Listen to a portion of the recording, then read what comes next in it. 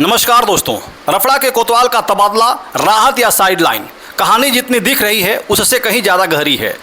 रफड़ा की पुलिसिंग में अचानक ऐसा क्या हुआ कि जिस कोतवाल के इलाके में तूती बोलती थी, आज वही कोतवाल थाने की कुर्सी छोड़कर साइबर सेल पहुंच गए। नाम है योगेंद्र बहादुर सिंह। कुछ लोग इन्हें अरखा स्टेट के राजकुमार भी कहा करते थे। एक तरफ सोशल मीडिया की रीलों को लेकर चर्चाएं, दूसरी तरफ बैजलपुर मारपीट प्रकरण और एक ट्रक को कथित तौर पर गलत तरीके से ब्लैकलिस्ट कराने के मामले को लेकर उठे सवाल। इन तमाम विवादों के बीच कार्रवाई हुई, लेकिन यहाँ से कहानी दिलचस्प हो जाती है। इतने गंभीर सवालों के बीच आमतौर पर पुलिस महकमे में निलंबन, लाइन हाजिर या विभागीय जांच जैसी कार्रवाई की चर्चा होती है, लेकिन यहाँ हुआ क्या? न निलंबन न लाइन हाजिर, सीधे थाने से हटाकर साइबर सेल अटैचमेंट।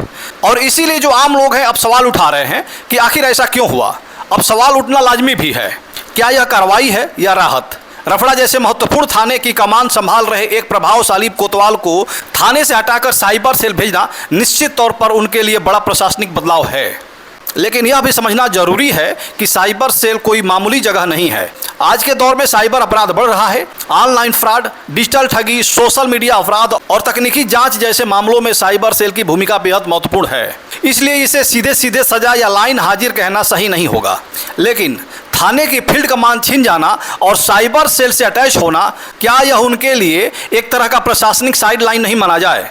यही सवाल अब रफड़ा में सबसे ज़्यादा पूछा जा रहा है। और एक सवाल इससे भी बड़ा है, अगर शासन और प्रशासन में मजबूत पकड़ होने की चर्चाएं सच हैं, तो क्या इसी वजह से निलंबन जैसी कड़ी कार्रवाई से उन्हें राहत मिली? ध्यान रहे, यह सवाल है, आरोप नहीं। क्योंकि किसी अधिकारी की वास्तविक प्रशासनिक पकड़ का फैसला दस्तावेज और आधिकारिक आदेश ही करते हैं, लेकिन जनता सवाल तो पूछेगी ही। और जनता का सवाल है, जब विवाद इतने बड़े थे तो कार्रवाई इतनी छोटी क्यों दिखाई दी?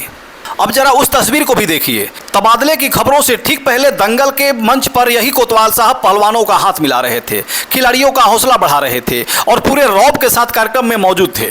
दंगल आयोजित करने वाले लोग और आसपास के जो क्षेत्रीय लोग थे, उनके द्वारा इनको फूल मालाओं से भव्य स्वागत किया जा रहा था, अंग वस्त्र देकर इन्हें सम्मानित किया जा रहा था, सर पे सफाई बांधी जा रही थी।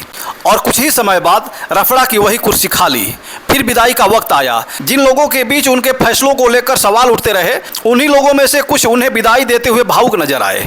यानी तस्वीर पूरी तरह काली भी नहीं है और पूरी तरह सफ़ेद भी नहीं है। एक तरफ शिकायतें, दूसरी तरफ समर्थन, एक तरफ प्रशासनिक कार्रवाई, दूसरी तरफ भावुक विदाई। यही वजह है कि योगेंद्र बहादुर सिंह का रफड़ा कार्यकाल अब सिर्फ एक तबादले की कहानी नहीं रह गया है।